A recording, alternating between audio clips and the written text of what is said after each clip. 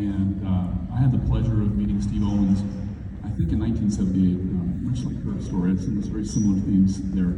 I was 11 or 12 years old when I met Steve. And truthfully, I didn't want to do judo. My mom, I wanted to play football. My mom wouldn't let me play football. She said, they're too rough. But your younger brother, who some of you know, was going out for judo. And so I went reluctantly. And I got to tell you, the first 4 months of judo, I hated every minute of it. I hated every second of it.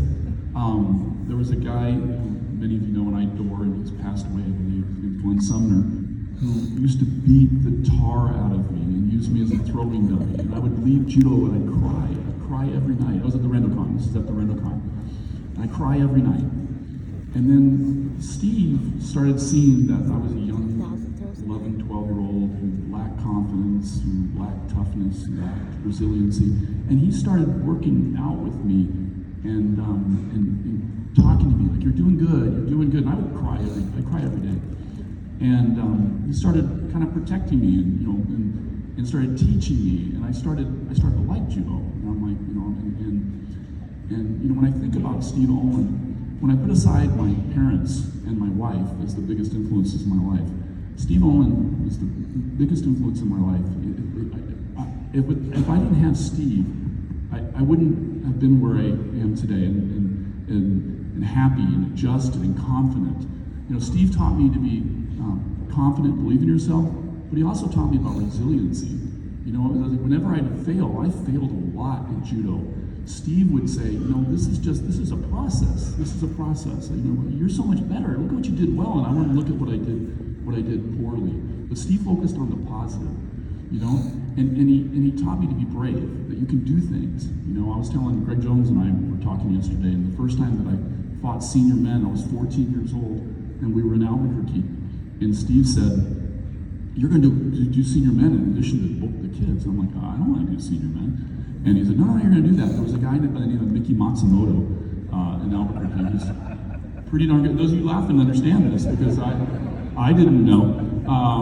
So I went out there, and let's just say Mickey Matsumoto pummeled me he was trying, because Steve said teach him. That was one of those nice lessons, teach him. Because he could have, like the other gentleman, he could have finished me off in about 4 seconds. He pummeled me for the entire match, but he wouldn't throw me for a pound, he wouldn't pin me.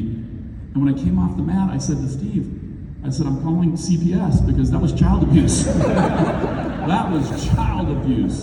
But, I learned so much from those things. And Steve, Steve was a person that invested in people by looking at this crowd. I know all of you have these kind of feelings. I wasn't prepared to get up here and talk, but I had to get up here because Steve meant so much to me and who I am. And his lessons I've taught to my kids and I've taught to other people. And I hope that we all take what we've learned from Steve and the goodness of Steve and his belief in people and continue that and spread that. Whether people know it or not, they're impacted by my time with Steve.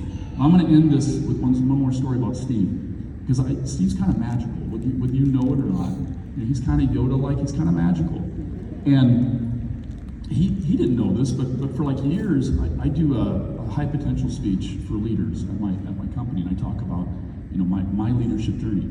And my leadership journey started with judo. And I was talking, I talk about people by name. I talk about I talk about Steve Owen, my judo coach, and I talk about my wrestling coach, who unfortunately passed a year, Tom Pearson. I know Joe, I saw Joe there at the services there. And I talk about these people, how important they were to me, what they taught me. And then I get into the business lessons. And after the meeting, somebody in the audience, I've done this speech probably eight times, excuse me. Somebody in the audience says, hey Greg, you describe Steve to a T. That's exactly who Steve is. And I go, wow, did you do judo with Steve? He said, no, I work with Steve at the paper. He worked with Steve at the paper. Really cool, right? Really cool. Well, then I walk outside and I look at my phone, and who do you think tried to call me when I was up there presenting? And left me a voicemail. Steve Owen. So I reach out to this guy that I work with, Manny, and I said, Manny, did you tell Steve that I was talking about him? He said, no. And Steve just always knew the right time to check in on you when you were having a tough time. And I'm eternally grateful for knowing Steve and for the family members that are here. And I haven't seen you all in years. Is that Wade there? Wade and Carissa? There we go. And Samantha, where's Samantha? She's not Not here. here? He's on a boat. Okay. Well, last time I saw you guys, I think you were we was probably about 6 or 7, I don't know, and you were really little, maybe 2 or 3. I'm so sorry for your loss, and Sherry, for your loss as well. I mean, we're all here for you, and if I can ever be of service to any of you, please reach out to me, because Steve Owen's meant so much to me. I will always be there for all of you.